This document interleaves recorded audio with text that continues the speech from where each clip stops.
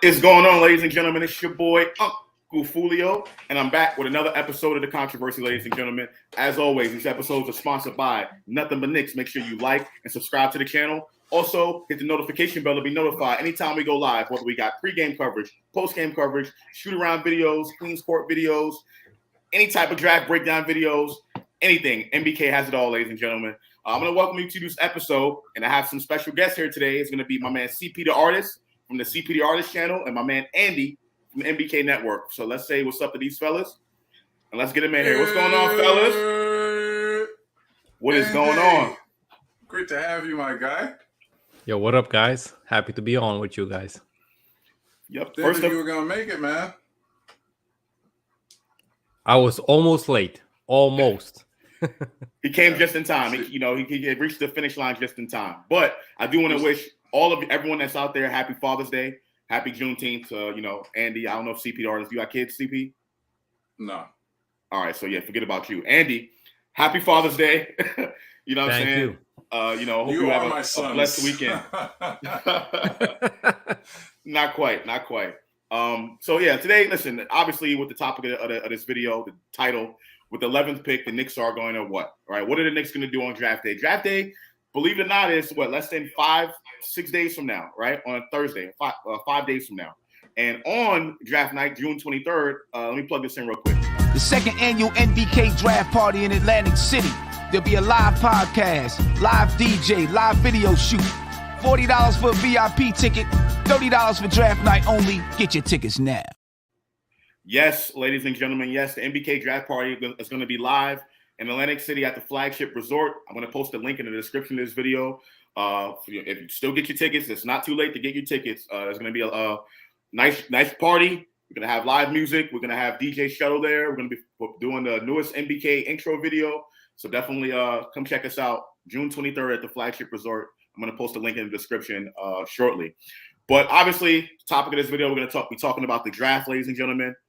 What are the Knicks going to do? So I'm just going to come out. We're going to start right off the bat. What are the Knicks going to do, Andy? With the 11th pick in the NBA draft, the New York Knicks are going to select. I hope Jeremy Sohan. Why? Why Sohan? Listen, Josh, for me, I don't think that this 11th pick can change the direction of the whole Knicks organization. So, for one, I'm biased because he has Polish roots. So right. That's one thing. The second thing is he's basically probably going to play in the NBA at the small forward or more even at the power forward position. So I hope if we draft him, he's going to make, Obi and Julius work for their contracts and for the money. And I think that light is needed to be lit under those guys' behinds.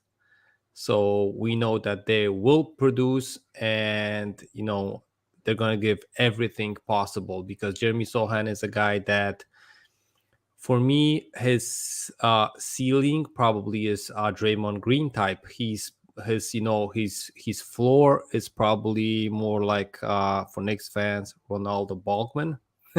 So that's not that high, but we know that he's going to be a hustle player. And sometimes those hustle player guys are going to be those guys that light something under, the guys that are currently in the rotation. So they're going to make them work for the minutes. So I hope that's going to be the case. And listen, just to add one thing, it's not about only that I'm biased because he has Polish roots, but also that I don't think that there's going to be anyone in around our pick that's going to be a franchise changer, but definitely is going to be able to at least help the franchise as an overall. And that's what I'm looking for. I'm not hoping that with the 11th pick, we're going to pick a guy that's going to literally get us to the play-ins or the playoffs. I just hope that he's going to help the decision-making of our head coach, Tom Thibodeau. All right. Andy. So Andy's going with Sohan, the Polish kid from Baylor. Half Polish at least. Half Polish. Well, Andy has his Polish biases, so for the sake of this, we're going to say he's Polish. Okay. CPD artist with the 11th pick in the 2022 NBA draft, the New York Knicks select a trade. I've been saying this. I believe they're going to trade out of that pick. Just like what Andy said about he doesn't see a franchise player that's going to change the course of the Knicks, and I do not believe Tom Thibodeau will play a player at the 11th pick over a veteran, because we still have veterans that I don't know what the Knicks organization has planned for them, but they got to get rid of them before they insert this player, because when you look at the roster, everybody's like, oh, we should get this player, we should get that player, but you have to get rid of somebody in order to have this player play. Because if you look at our roster, Tom Thibodeau loves 8 to 9 men in his rotation, right? I don't believe he's just going to give that to a rookie. Especially when he wants to win games and he's not trying to babysit. So I think they're going to trade the pick. Trade it for what? Where are we going? We going up? We going down? What are we doing? 2 hot dogs and a ticket to Love and Thunder. For Love and Thunder. That's my final answer. Okay, so basically you don't know. You just know that the Knicks are going to trade out of 11. Yeah, okay. That means that means the Knicks are going to trade down. Okay, I'm guessing. I mean, yeah, fine if that's what you believe. But who do you think we're going to draft? We're going to draft someone on Thursday. So who do you think is going to be our guy, CP, the artist? You got to pick one. No idea. Johnny Davis. I'm just going to throw it out there. Johnny Davis. All right, listen. So, I just want to piggyback off what Andy said in regards to Sohan. And Sohan is on my list of guys, he's probably like number 5 for me as far as a ranking of guys who I think might be available at 11 that I would go for. And I agree with Andy to an extent. I think Sohan, if he comes out of Baylor, I think right away he'll be in the rotation. I don't agree with the whole notion that Tibbs won't play a rookie because the person's a rookie. I don't agree with it. I think Sohan, in his case, because he can defend multiple positions, he's a versatile wing/big, which I think is very important. The Knicks need that. They don't have that versatility on defense. I think that tells you that Sohan will be in the rotation right away. He can help the team immediately. My problem with that, over Obi? He's going to get a lot. He's going to get minutes. It doesn't have to be over Obi. It doesn't have to be over Obi. Who's it going to be over? Who's it going to be over? It can be over whoever's not playing defense. It can be over Cam Reddish. It can be over, Cam Reddish ain't gonna get no playing time anyway. So what you got? So we gave up a pick for Cam Reddish. So you're automatically saying Cam Reddish is not gonna play over this pick. I'm saying it could be. I'm saying we don't know. But what I'm saying is because that kid plays defense, he will play. And I think that can help the team immediately. No question about it. Derrick Rose, who knows if he's going to be here next year. I think there's a lot of different ways the Knicks can go. And I think Sohan, in the interim, at least in the immediate term, he can definitely help the team. He can probably take some of Obi's minutes away because Obi doesn't play defense. So that's the reason why I like Sohan at 5. My issue with him is at 11. At 11, I think that's a little bit too high for him at 11. I'm trading down. I'm probably going to 13 or 15 with Charlotte. I'm looking to get Sohan at that pick there because offensively, there's no game there. I think that needs a lot of development. And at 11, I'm looking to get someone who can at least contribute on that side of the ball. That's my thing with Sohan. That's the reason why I'm kind of like number 5 with him. Josh, if I can squeak in just a sentence, I think we ain't going to be available to draft Sohan at 11. You think he's going to go before 11? Yeah, I think he's going to go before 11. Wow. Just a thing. So that's good news for me because I'm a big Johnny Davis guy, and I'm hoping Johnny Davis falls to us at 11. I think at 11, if he is there or Mathurin, I think those two guys have the most star potential. I'm more believing that Davis is going to be a star. I think, people talk about 11. There's no way we can get a star. I think there's a lot of talent you can get at 11, and I think if Davis falls, for some reason, teams have questions about whether he can knock down the jumper consistently. His 3-point numbers were kind of down last year at Wisconsin. Maybe teams question that. Maybe he can fall to us at 11. If he's there at 11, I'm taking him because I think he has the most star potential. How's his defense and his assist making? Defense is great. Great defender. Okay. Can fight over screens, the multiple positions. Not as much. Not as much. But Sohan is a playmaker. He can pass out of that post. Sounds like Alfred Payton. Well, Johnny Davis is not a point guard, CP, the artist. You know what I'm saying? He's not a point guard. I see he's Johnny Davis. Guard, but, Johnny Davis is a bucket getter. He's a bucket. It goes back to my dilemma. Who do you take out? Because look, he's a shooting guard, all right? Mm-hmm. You have RJ Barrett, shooting guard. Let's say you don't bring back Alec Burke. You still have Quentin Grimes. Okay? Mm-hmm. So you're drafting at 11, a third string. I forgot. You have Immanuel Quickley. So at 11, you're going to draft a third string shooting guard? That doesn't make sense.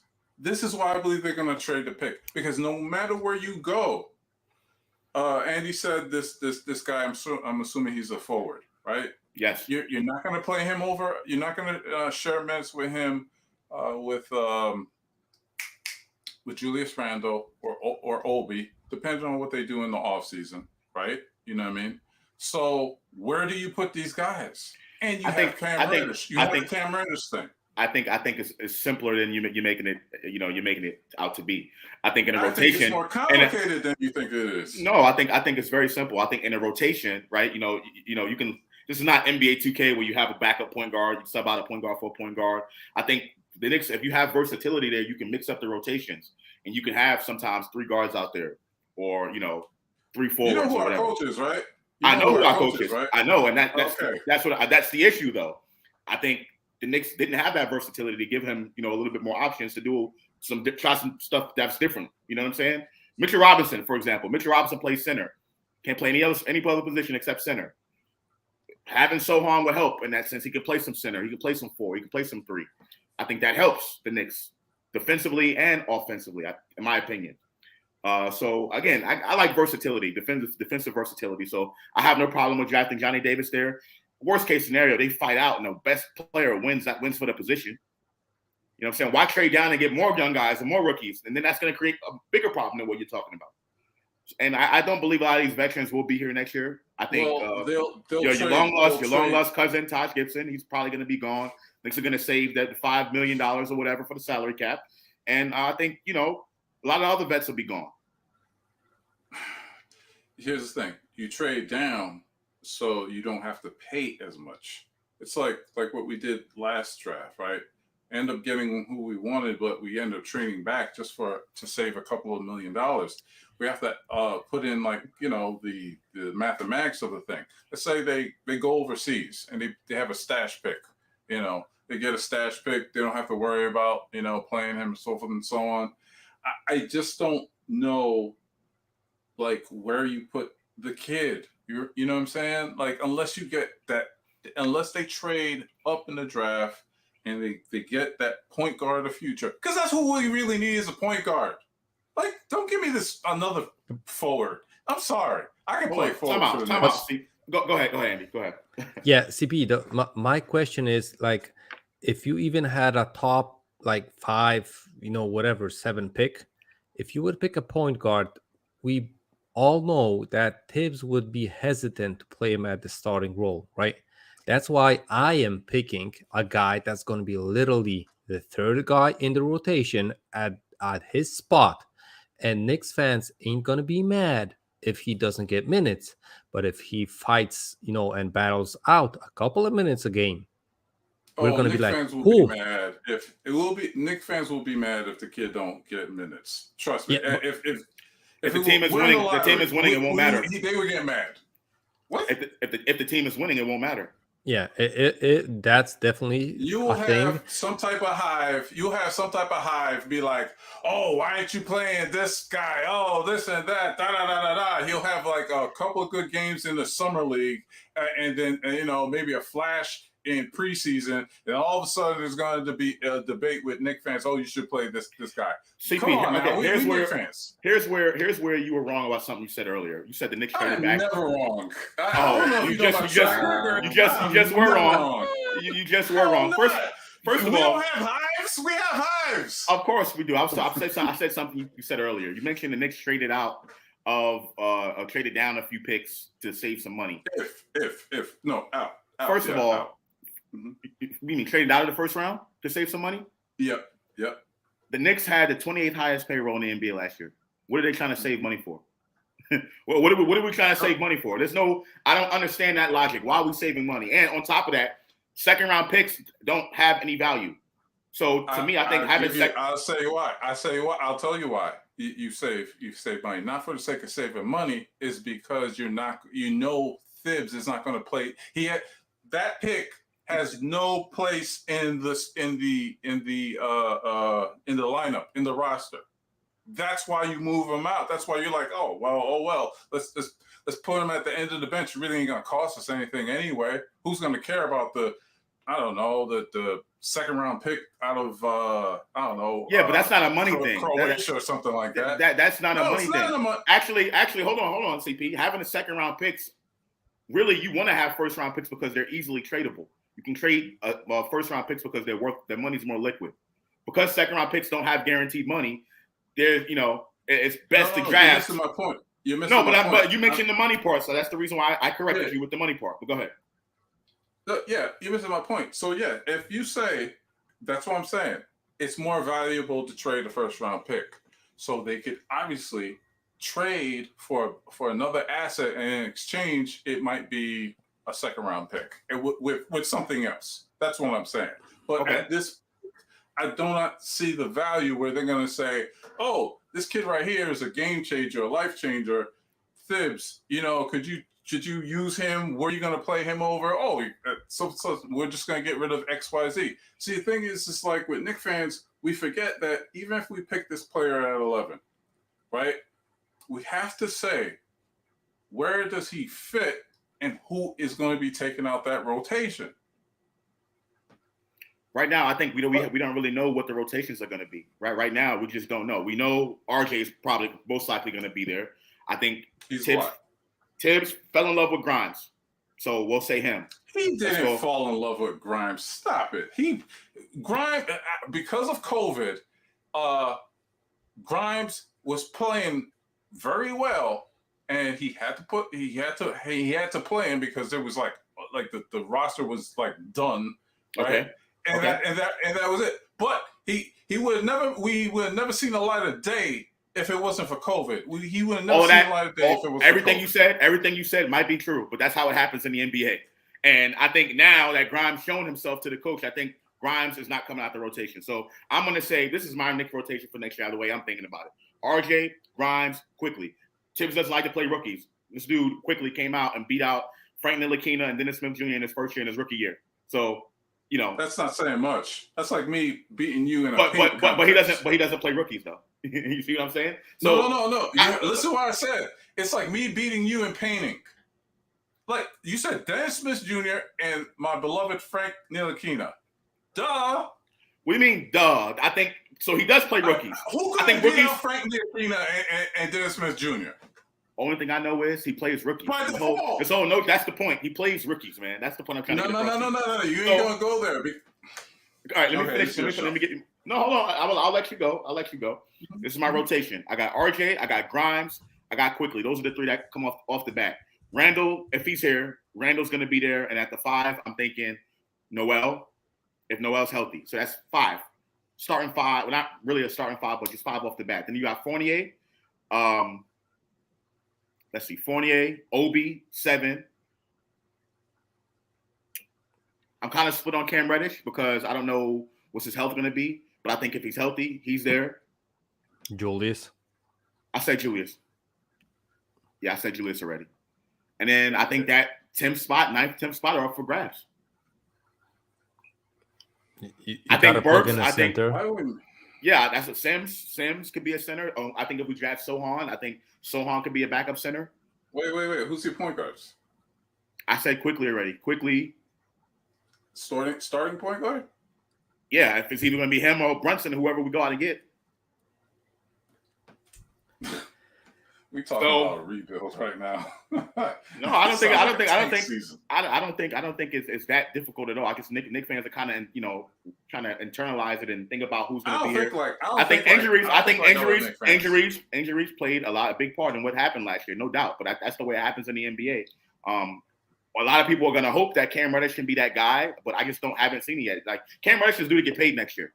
Can anyone out there that honestly want to see a Cam Reddish, RJ Barrett, Duke connection? Can anyone out there tell me that Cam Reddish deserves to get paid an extension from the Knicks? No. Well, let's be fair. Since he got here, he didn't have the confidence of the coach. Reports have shown, and we have seen, he didn't get his playing time because he quote-unquote didn't earn it by Tibbs. So if he doesn't have the confidence that players, man. You hear it all the time. If the player don't get along with the coach don't get along with the player, there's friction, he ain't going to play well, and he ain't going to play him. Only time he played him was because of COVID or maybe another injury or whatever. But here you go, back to that COVID thing. He went 3 weeks without playing, bro. And what happened when he what happened when he got on the floor? He didn't have them. He had flashes. He had flashes. Right? I don't think there was a game. I don't think there was a game where Cam Reddish scored over 10 points. Oh, Andy, maybe you can remember. I don't know. Andy, look up the stats. He probably played like maybe 8 seconds per game or something like that. Oh, Cam Reddish per game, man. Listen, I just think at some point your talent has to show. So basically, hold on. Basically, what you're saying, CP, and this whole thing with Tibbs and gets Tibbs doesn't play the rookies. Tibbs is intentionally sabotaging the team for his ego. That's essentially what you're saying. Yes, I don't agree with that. Yes. Oh my God. It's a fact. It's a fact, Jack. It's like I've been trying to get on the controversy for years, and I'm finally here because Foolio didn't want me here. That's why you're top pivotal of this whole network. I said it. It's the truth because Fournier wasn't playing well, right? And you had this gem on Cam Reddish, and we were garbage. That's another thing too. Knicks was 17 games under 500. Why weren't you playing him? Why weren't you playing Cam Reddish? You had to at least put him on the floor, teach him what you wanted to see, let him. How many games under 500? How many games under 500 you said the Knicks were? 17 games. Probably 17 games. I'm assuming. 17 games under 500 when Cam Reddish got here. Well, you got the stats? Please tell me. Yo, guys, I got the stats up. Last 5 games, the Knicks were playing that Cam Reddish was on the court. From February the 27th till March the 7th, Cam's stat line was minutes-wise 17, 23, 14, 25, 16. Points-wise 6, 7, 6, 17 on 7 shots and 2 points. Listen, on the 17 points night he was 7 out of 8 free throws, 50% from the 3-point line, 87.5 points from the free throw line, 2 rebounds, 1 steal, 2 turnovers. Look up what was his stats in Atlanta? I got only the Sacramento game, the Clippers game, Phoenix, Philadelphia, and Philadelphia. But I know that you were in Atlanta on that game. Let me see if I can bring that one up. So the point is, CP the artist, you're wrong. Right? Cam Reddish did play. I'm always right. Yeah, when he at first he didn't play. Knicks fans were like, "Oh, we want to see Reddish more." He finally got on the floor and he didn't produce that well. He had a 1 game to glimpse, and that's the thing with Cam Reddish. If he brings it all together, we know the potential is there for him to be there and be something, but he has to show that on a consistent basis. And I think that's the reason why Atlanta really kind of gave up on him. Basically, oh my God. I mean, pretty much. Listen, Cam Reddish was a top 10 pick in the draft, right? They had other young players. They paid DeAndre Hunter, Herter, all those guys. They paid all those guys, but for some reason Cam Reddish didn't get paid and fell out of favor with the coach in Atlanta. No, it wasn't that. It wasn't that. It was that what you just said. They got Brogdon. They got Hunter by draft and so forth and so on. It just wasn't. There was too much. It's too deep. And they had Gallo. It was just too deep. That's why they couldn't pay him. Why would Atlanta pay a guy that when they have all these other guys that they play in a small market? That's your question. CP, It was a business decision. Hold on. but CP, the question is, why did they get all of those guys when they drafted Cam in the first place? Why did they sign like Gallo? Why didn't sign the rest of the guys? And I'm pretty sure almost everybody in the chat would agree that Cam Reddish is better than Kevin Huerter and all all these other guys, Bogdan or whatever. So, talent-wise, he's a pretty much a really good guy. Yeah. Still, for a first round pick that wasn't nothing to live for first round pick. That's a steal for Cam Reddish. If it works out, it's fine. It works out, But Josh, to be fair, Herder is a redhead. You can't trust a redhead, bro. Here's why. Right? It's just like what the Knicks did, right? So you have a raw commodity in a Cam Reddish, right? He's raw, but he has talent to grow. potential. Right? Yes, Potential talent. But your franchise says, we're going to bring in this veteran. I.e., remember when the Knicks, they gave Julius Randle, the bag, but they had drafted Obi Toppin. Mm-hmm. Okay, so when Obi Toppin, when his contract comes up, what are they going to do with it? If you still have Julius Randle, right? You can't pay two players. You're gonna have to end up, trading another. But what was the value for Gallinari, right? After you gave him that money, right? If the franchise wanted a veteran that, hey, I wanted a veteran so I could get me over the other hump, but I got this hidden gem over here that just needs a little bit more work. The Knicks want to trade for him? Okay, we'll just kick this bucket down the road and we'll get a pick for him. You know what I'm saying? Asset for asset. You know what I mean? It was an asset for asset type of thing. So that's how I look at it. But the kid still got skills. Of course. Listen, no one's doubting the skill. I think Cam Reddish, pound for pound, is the most talented, talent-wise, talented basketball player on the team right now. I think he's more talented than RJ Barrett. And I think there's potential for him to surpass RJ Barrett and be that guy. I think he has Tatum-like skills. Someone said that in the chat. I think there's no doubt in my mind about that. The difference between him and RJ is with RJ, you see some signs of consistency, not as much consistency as I would like in the way Knicks fans talk about him, but he's going to show up. With Cam Reddish, you got to worry about it. His motor issues, you got to worry about. Stuff like that. Like, does he have it in him? Does he have that dog in him? Right. So that's what I'm talking about. That comes with the coach. It doesn't. Yes, it doesn't. That's in the player. Here's why. Go ahead. Here's why. Right? When you are 17 games under freaking 500, right? You have nothing to win, nothing to lose. So you sit the kid down. Hey, this is what we expect of you. So on, go out there and play. Let's remember Obi was afraid to shoot. Anytime he made a mistake, he would look at the bench. He would get yanked out and so on and so on. We remember Fizdale when he was barking at Kevin Knox. You know what I'm saying? Ruined his confidence.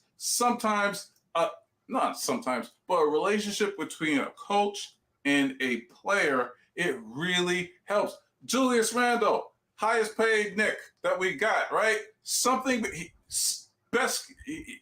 Overall, pound for pound, he has a lot of skills on the Knicks. Like he's on number one. But in between his head, where's the accountability that the coach got to say, hey, I got to sit you down for a second and go talk to you.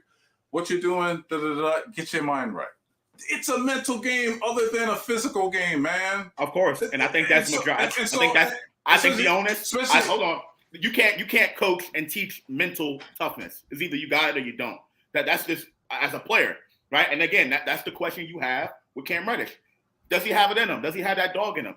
I think in a scenario when he did get on the floor, and this is what goes back to what I'm saying about injuries happen and being ready, taking advantage of the opportunity. You hear Tips talk about it all the time. Even though COVID and the pandemic was the reason why Grimes got on the floor, when he finally got out there on the floor, dude was unstoppable. He made it himself with his mental and the way he shot the ball. He made himself not taking me out the game. You're not taking me out the rotation. I agree with that. Cam Reddish got that. When Cam Reddish got that same opportunity, what happened? So that's why the jury is still out on Cam Reddish. That's all I'm saying. I get you. But when the coach is probably telling, when the coach don't want you there. He knew that the coach didn't want them there. All the reports said he didn't want Cam. He didn't want, and the Knicks were like, no. So that's an excuse for the player not to perform? That's an excuse for the player not to perform? It's human nature. He's a young player. Why didn't the coach play him? That's the thing. Because here's the thing, right? If I'm in the franchise and the franchise gave up a pick for him, right? And the best thing that you got was freaking, what's his name? Evan Fournier. I mean, he had a decent season this year. But Evan Fournier, and then you needed a small forward, you know what I'm saying? To back up and really play a natural small forward. Sometimes as a coach, you got to put away your ego, bring that kid underneath your wings and be like, hey, kid, this is how we do things, so forth and so on. Communication, you build up his confidence. Because, yeah, you're right. You can't build it up, but you can't hinder it either. Sometimes like coaches are just. I got you. There's a word I want to use, but I can't. I understand. So essentially, Doc Rivers was responsible for Ben Simmons. That's what you're saying. That's what you're saying. You know, the players have no control of. Now it's like right now.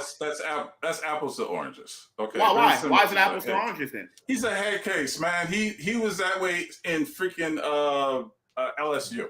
And Cam Reddish was that way in Atlanta. Question. Was he like that in Duke? I don't know. I personally don't know. That in Duke. But again, anytime you have a situation where you get the same thing twice, more than once, and back-to-back situations where people have to question the way whether you want to play, if your mental fortitude, if you got that dog in you, particularly in New York, I think that's on the player. Same thing with Ben Simmons. People questioning whether he has that dog in him to play in Philly. It's the same thing. I guess on the player. The coach, I do agree. I think the coach has some type of ability to try to blame to get the best out of your players. I think there's no doubt. But ultimately, the owners like. Yes, I play football. I play football. What position? I play linebacker and tight end. Linebacker and tight end. Did you start? Yes, both sides. Okay, you start. Okay, right. Now, if your coach didn't have confidence in you, even though you did the practice, how much of you would still have that same like I'm gonna play? No matter what. Let me give you some background, because when I came in as a freshman, I played and then I broke my ankle my sophomore year. Broke it. Junior year came around. Coach had no confidence in my abilities or whatever, so I didn't play most of my junior year. I was like backup. I played special teams. Senior year. Could you have played? I felt like I could have played, but that didn't stop me from continuing to show up to practice every day. But the coach didn't feel like playing you. Yeah, but guess what? I still went out. But when I was out there, I actually did work. I put in work. And come senior year, I was able to start on both sides of the ball. We got to a championship game. We lost by 1 point. That's a whole different thing. But the thing is, it's ultimately up to the player. There's going to be people that are going to put barriers in your way. You may feel that are not doing the best by you. You still have to go out and put your best foot forward. That's not an excuse to say, oh, I'm not going to go out and play. I don't feel like shooting the basketball today because the coach didn't put me in last game. Cam Reddish, as Andy read off the stats to you, Cam Reddish got a chance to play, and he didn't do that much work. Andy read off stats that he less than 15 minutes a game. Less than 15 minutes a game. Andy, read those stats again. This is a lottery pick. Remember, this is a lottery pick. Only playing 15 minutes a game. And what did he do in Atlanta? There's some lottery picks. There's some lottery picks that were in the G League last year. Josh, so what does that mean? What does that mean? Josh, Josh, from now on, don't even call him Coach Tom Thibodeau. Just say Saint Thomas. Because to you, he's a freaking saint, man. No, hold on, wait a minute. I hate the dude. Hold on. Saint Thomas, he can do no wrong. Hold on, that's not true at all, because I think offensively, we need to upgrade. We need to get an offensive coordinator or something. There's no reason why our offense should be as bad as it is. And I think we don't run that many offensive sets. Us not having a point guard is attributed to that. Randall's offseason, RJ's inconsistency from three is a big part of that. But I believe ultimately the pace is way too slow. We need to get more shots up. That's how we get more points. In the beginning of the season, the Knicks were scoring 120-something points per game. And I remember Sim coming on saying that Knicks had a championship-style offense. That went away real quick. The Knicks were last in the NBA in points in the paint, and they were one of the worst offensive teams, again, for the third year in a row. So I think that's on the coach. Our ability to push the pace and, having Julius Randle majority usage rate, I think that's a little bit of an issue. I want to see RJ Barrett get his usage rate up there, which he did. It was up there, but that's on the coach. So I'm not all about Tom Thibodeau being insane. I'm putting on the pedestal. I think we need to improve from that standpoint. But the notion that he doesn't play guys, he doesn't play rookies and all of that, I don't agree with that. I think he's the best developmental coach the Knicks can have for these kids at this current moment in time. Yes, I truly believe that. So that's just the way I feel about that. Let me highlight some of these comments. Everyone, thank you for tuning in. We got 239 people watching us right now. Really appreciate you. Time. I bet this is the highest rated show ever. No. And we got a lot of people watching us on this Saturday. Once again, happy Father's Day weekend to all the dads out there. And I'm gonna give my pops a call tonight and probably talk some tomorrow. And happy Juneteenth, people. You know what I'm saying? June 19th, 1865, I believe was the date. But let me bring in some of these comments. Pudge Knight says Tibbsdale is a goofy. All right. Lucky Charm 22. RJ is a glorified bum. Salute to my man Harwell. He said facts. I don't know what he's talking about though. Probably something I said. RJ, I was gonna say he probably agreed with CP. Oh yeah. Harwell don't like me too much when it comes to these Knicks takes. Pudge Knight says RJ is guy and more consistent than Cam. That's what I'm saying. And Pudge Knight agrees with me. Cam is better than RJ talent wise, but you just can't. You're not telling me right now that you're guaranteed to give Cam Reddish a contract. Not on the Knicks. I'm sorry. And he's not guaranteed to have playing time either. Of course, he doesn't play. He doesn't play, so obviously you don't. If he don't play, he ain't gonna earn a contract. But he did play. But he did play though. He did. 14 minutes a game is not enough.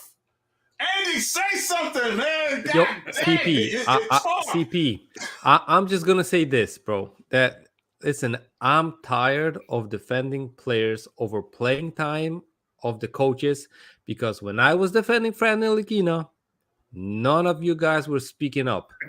Just me. So I ain't gonna be standing by no one's side nowadays. We are Frank. We're Frank. Yeah, stands, I know you. I know you are a Frank fan, but yo, I felt, and I'm not putting Kevin the flagpole here on my side, because he was like, one show he was like Frank Ntilikina shouldn't be a Knick, and the other show he was like, oh, see, Frank was playing 20 minutes, he's a star and he's a cornerstone. So I ain't putting on Kevin the flagpole here, but yo, I was saying, and listen, it's for me, it's always about perspective, basketball philosophy. For some of us, a player is going to fit no matter if he, scores the ball, defense, has only offense, has only defense, whatever. For some of us, he's going to fit their rotation. He's going to fit the, just the player that you need, the slot, right, on the roster, on the rotation. For some of us, he's just not going to fit it. And I'm respectfully going to say, I'm cool with you guys that you don't want a Frank, right? I'm cool with those people. I don't care. I'm not going to be defending these guys. So listen, I understand, Frank was in the Western Conference Finals. Meanwhile, the Knicks were, watching they were watching Frank literally from their houses and cribs when Frank was, guarding CP3, when he was guarding Devin Booker to 4 out of 60 on the from the field goal percentages and stuff like that. So And I understand how people are crazy over Draymond. He hold Jason Tatum like 4 from 15 and stuff like that. That was actually Wiggins, I think. Yeah, Wiggins. Yeah. But they were putting out stats from Wiggins and from Draymond that they were holding Brown and Tatum. Meanwhile, when you look at Frank's number, he was defending better than those guys. In the Western Conference Finals versus CP3 and Devin Booker. But no one blinks at bats. I don't want to say a bad word here. Well, I think Andy. I think it's because they lost the series. Yeah, but listen. It's because they lost the series. If Frank Ntilikina, if they were in the finals and they made it to the finals and Frank Ntilikina did what he did defensively, I think it would look way better than what he did in the Western Conference Finals as a role player. But Josh, I'm not asking for Frank to get max money. He got paid like $1.5 million, bro. Right, correct. Yeah. Yo, Jericho Sims is gonna be paid more next season probably. Mm-hmm. So I was just only asking that Frank Ntilikina is a guy that you can have like the 12th man of the rotation, the 10th man of the rotation, whatever. If there's a situation that you can use him, you use him. I was surprised. I was surprised as everybody as CP kind of disappeared on me, ran away because I was kicking his behind. But he's gonna be back. I believe so. I was just as surprised when we got Tom Thibodeau as the coach, and I said, okay, this is the time for Frank to show up, Frank Ntilikina to show up. And I was very surprised that Frank Ntilikina, this dude coming in all loud, you mute him. And I was very surprised as much as anyone that Frank didn't play and that Quickley came in and took his spot. And to me, that said a lot. Again, I don't know what was going on in the Knicks practices. I don't know. I just know when Frank Ntilikina was on the floor, he really didn't perform that well, Andy. I mean, he wasn't holding people playing that great defense that you see down in the Western Conference Finals. He wasn't doing that here. But I'm not even asking today for him to get him minutes over IQ, over Grimes, whoever. Right. I'm not asking for minutes. I want him to be on the roster, have him the ability to, beat those guys in practice, in the practice facility in Westchester.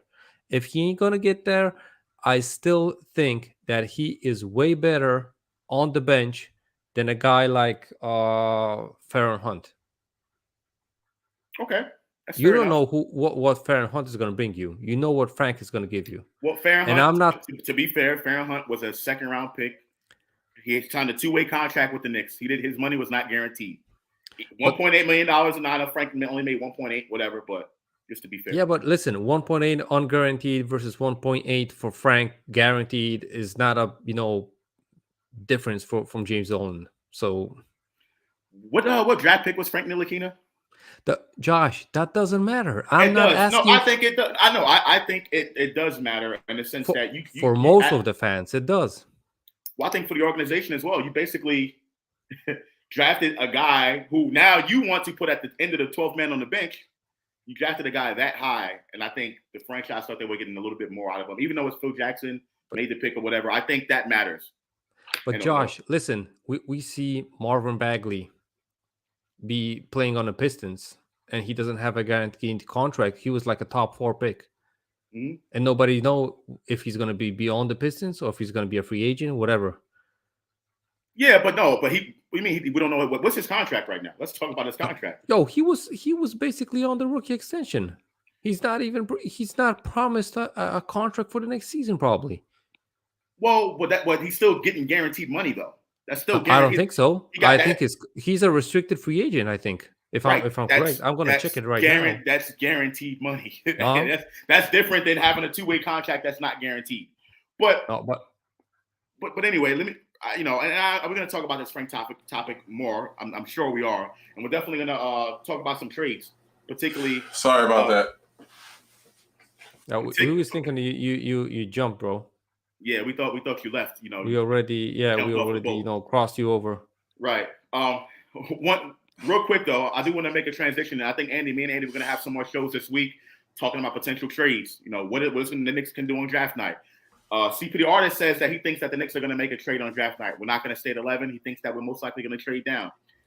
My man Eddie C right here in the chat, I had his comment highlighted for the longest time. And this is a hot topic, obviously, because of the names that are involved in this particular scenario. But Eddie C says, I'm the leader of the trade RJ for Ivy Club. Secret artist, go. No way. I don't. I haven't seen enough with Ivy to say that you're gonna trade RJ. We have other assets that we could trade to get him. Maybe future first, and maybe Obi or Quickley in a package deal. Maybe expiring contract. I would not trade RJ, and I'm not the biggest RJ fan, but I wouldn't do that. And Andy, RJ for Ivy. First of all, tell me if you think the trade is any type of trade is possible involving RJ for Ivy or RJ for the number 4 pick. Let's just say that because we don't know who's going to be drafted at number 4. But is there any way the Knicks trade RJ Barrett this offseason? Well, particularly for listen, for me, if we're talking about Ivy, I think the only way that the Kings, and it's for the 4th pick, that I think it has to be RJ. If I'm the Kings front office, I'm not taking Julius because I know that I have Sabonis. That's Sabonis, right? So, and I have Rashawn Holmes if I want to keep him, or if I want to get another free agent center. So I'm not taking Julius because I don't believe that Julius and Sabonis can work together. Right. So I'm looking at a guy like RJ. And to be true, I think the Knicks don't make that move. I'm not saying I wouldn't make that move. I'm torn on that move, but I think the Knicks front office doesn't make that move. And just to be clear, I think that for the Kings, they're going to have better offers from other teams than from the Knicks if they don't want to trade RJ. All right, and I'm going to shock a lot of fans here on the controversy. I think this is probably the first time. It won't be a shock because I know what you're going to say. Go ahead. Okay. Let me get it out. Let me just say this. If I'm the Knicks, I do not trade RJ Barrett to go up for Jaden Ivey. I just don't do it. Now, for someone to look more established superstar in the NBA, I will consider trading RJ, but not for Jaden Ivey. Again, I think the draft is such a crapshoot. You just never know what's going to happen in the draft and what players are going to become. That's another thing. Also, I think the Knicks can offer Evan Fournier. I know Andy doesn't want to hear that, but I'm thinking we do like a pick swap. We get 4 for 11. Throw Fournier in there and throw next year's Dallas's first round pick in there. I think the Kings might look at that because now you got pick number 11 this year. You got an extra first round pick next year, and you got a shooter. Yo, Josh, if it's Fournier and our pick for their 4th seed pick for their, bro, I'm gonna be the first one to trade Evan Fournier, and I'm gonna be the first one calling all the Knicks fans, all the NBK fans, that you guys were talking bad stuff about Fournier, but he got us Jaden Ivey. I'm gonna be like, whole year, Ivy scores a bucket. I was like, that's thanks to Evan Fournier. And I gotta look at the Kings cap situation, salary cap situation, just to see if it's possible with the money. I think they only have big money. They only have big money attached to Sabonis. No, not Sabonis. And Fox. Yeah. Fox and Sabonis. Yeah, but Josh, just in one sentence to go back to Marvin Bagley that we were talking about the Pistons, and you guys were talking about, listen, he's a good player and stuff like that. His qualifying offer is almost $15 million for the next season. I don't think, unless it's his decision, that the Pistons are going to be able to pay him $15 million a season for a guy they can do it. But the question is if they want to do it. Why not? Bagley's not a bad player. Bagley, he had his issues in Sacramento. He had those type of issues in Sacramento, no doubt. But I think he's shown enough to at least make $15 million a season. I mean, that's chump change in today's NBA. That's not a lot of money. Josh, will he get paid a rookie max extension? No, he's not going to get that. But why not? I can use him. Josh, I'm not going to lie. I rather have at $15 million. I rather have Mitch.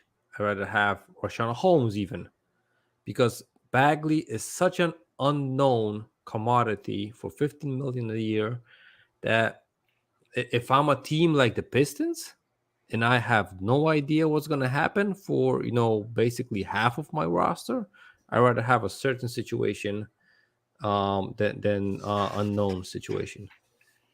I know that they can afford it for a season or two, but why is Marvin Bagley that unknown to you? To me, he's more versatile than Holmes. He's more versatile than Mitchell Robinson. I mean, why is he? But he didn't pan out. But he had 3 seasons, and he didn't pan out on the Kings. And I think that's more. And of an he had a better point guard. Organizational thing. I think that's more of an organizational. He can't rap. Josh, if that's the case, then we should start Cam Reddish. That was an organization stuff with the Hawks. I don't think that it's a want or a hunger thing with Marvin Bagley. I just think the organization didn't do right by him. They just didn't do right by him. That's what I think. The organization didn't do right by a player? Oh, get out of here. Yeah, but Marvin Bagley got on the floor. He produced. He showed up. That's the difference. He still showed up, and that's why he's going to do well with the Pistons. Come on. Listen, Marvin Bagley. Frank was the best 3-point shooter for the Knicks the whole season, and we didn't even extend him. So I ain't thinking nothing. Nothing is gonna defend you guys for as organization wise. No. Time out. The same Bagley, right? That people say that. I think they picked him over Luka, right? Yes. Okay. Second pick. And people like, oh, but and the buzzword has floated around Bagley also. I don't know why. I'm looking at his numbers. His numbers are pretty good. I mean, listen, a couple injury-riddled seasons, whatever. Couple injury-riddled seasons, but we're talking 14 and 7.5 on 50% shooting from the field. Mitchell Robinson's not giving us that. Frank gave you 46 from the 3-point line, though. Yeah, but come on, Frank, man. We can't talk about Frank. I love Frank, but we can't talk about Frank. That's like a dying thing. Listen, this is not me. Hold on, Joel. This is not me saying it's all Mitch's fault. Again, me, Sim, and Tony, because Tony's a huge Mitch guy, argue about this all the time. This is not about me not wanting Mitch. I appreciate what he does. I just think offensively for us, we're limited in what we can do because we don't have a guy that can go out there and score from anywhere on the floor outside of the paint.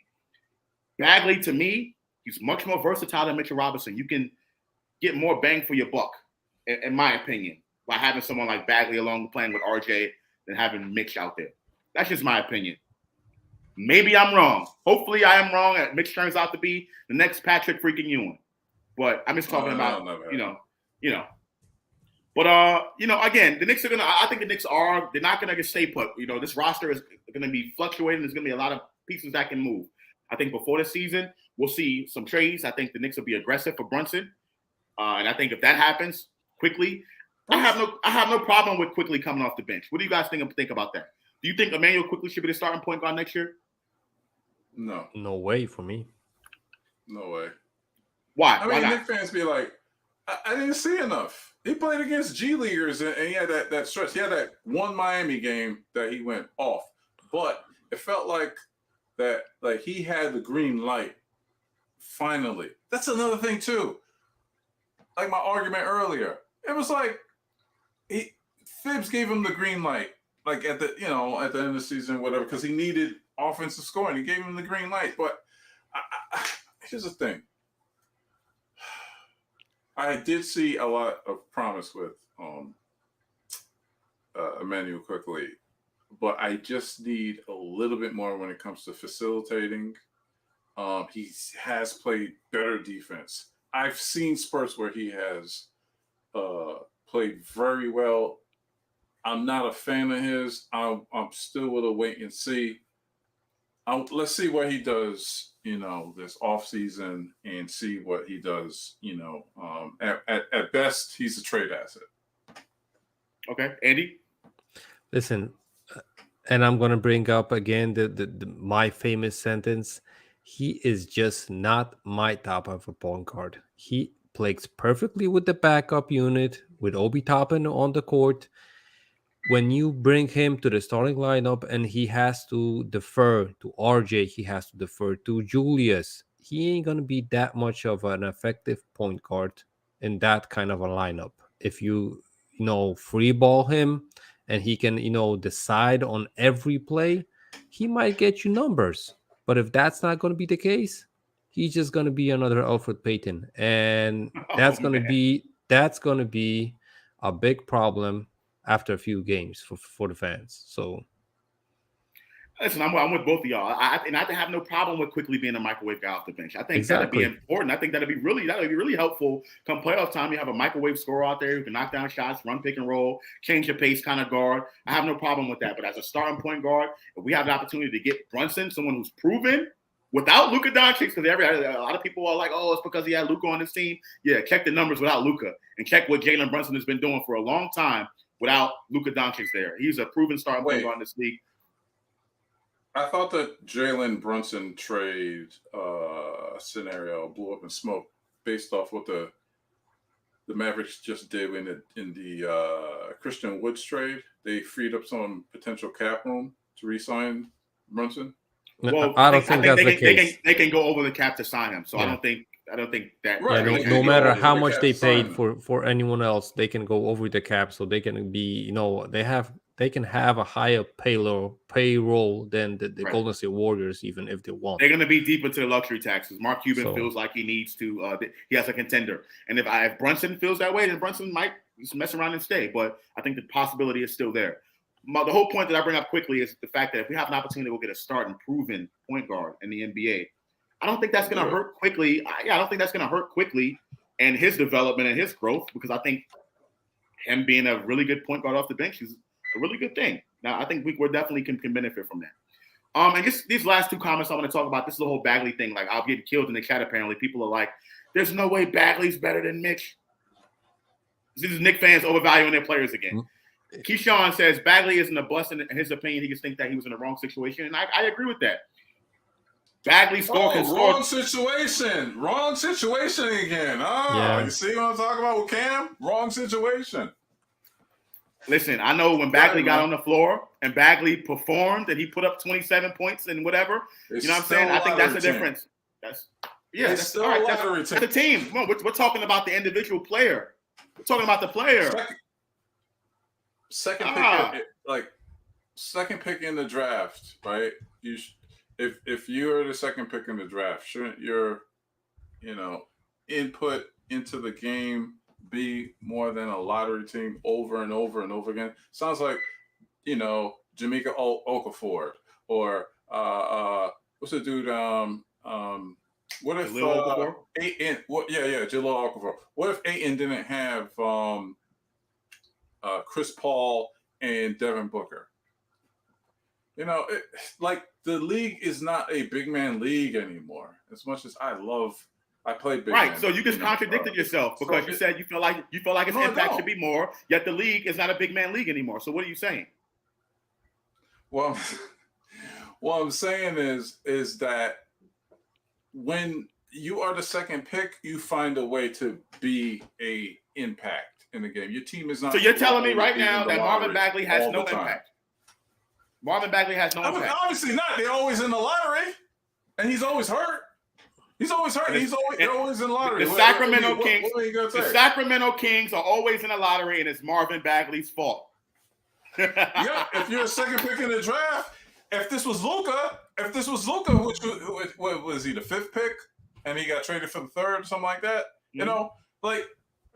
we would say the same thing. Listen, a team that is in purgatory. The Knicks are a huge example of this. We've been in purgatory for years. A team that lives in the lottery year after year after year after year, no matter how many top players they bring in, top draft picks, whatever, that's the team. That's ownership. That's their general manager. I think Vlade Divac was running their front office. For years, they've been bad. Right, exactly. So that's not on Marvin Bagley.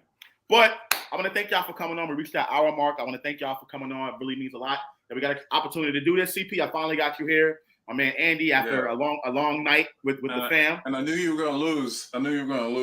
You pulled my plug earlier, too. Oh, yeah, I can do that. I have powers. But my man, everyone out there that's tuning in, please check out my man CP the Artist. His channel is called CP the Artist. What a self-centered individual this guy is. But CP, right. CP, just go ahead and you see my Instagram. You know the vibes. Just go ahead and tell the folks a little bit about your channel, what it's about, stuff like that. As the world turns, I spread like germs. Okay, my channel is about art, life, relationships. I don't really talk about Knicks, but if you want to come there, whatever, get your mind off of the Knicks, increase your dating life, your social skills, whatever. You come to my channel, have a good laugh, see this idiot talk about stuff you don't really know about, but sounds funny when he does it. And if you want to see my art page, whatever, I'm an artist. We are growing. We are growing on my art page. That's CP the Artist at Instagram, and join the movement. Yeah, ladies and gentlemen, there you have it. My man CP the Artist. Once again, I have the link to the link in the description of this video to his channel. He talks about art, life, and relationships. He's the new Kevin Samuels, I think. That's what he's trying to do. Yep, light-skinned Kevin Samuels. The light-skinned Kevin Samuels, ladies and gentlemen. I have his Twitter handle in the description of this video as well, so make sure you check him out. My man Andy, obviously everyone knows where they can find Andy right here on the NBK Network with myself on the NBK shows that we're going to have. I'm pretty sure we're going to get on here during the week, try to get one quick show in before the draft party on Thursday. And speaking of the draft party on Thursday, let me just plug it in real quick. The second annual NBK draft party in Atlantic City. There'll be a live podcast, live DJ, live video shoot. $40 for a VIP ticket, $30 for draft night only. Get your tickets now. And there you have it, ladies and gentlemen. Another episode of the Controversy in the books. Please get your tickets for the draft party this Thursday, June 23rd in Atlantic City at the Flagship Resort and Casino. I am, for my man Andy and CP the Artist, I am Josh, a.k.a. UnclefOOlio, wishing you a sayonara, happy Father's Day, happy Juneteenth. Peace.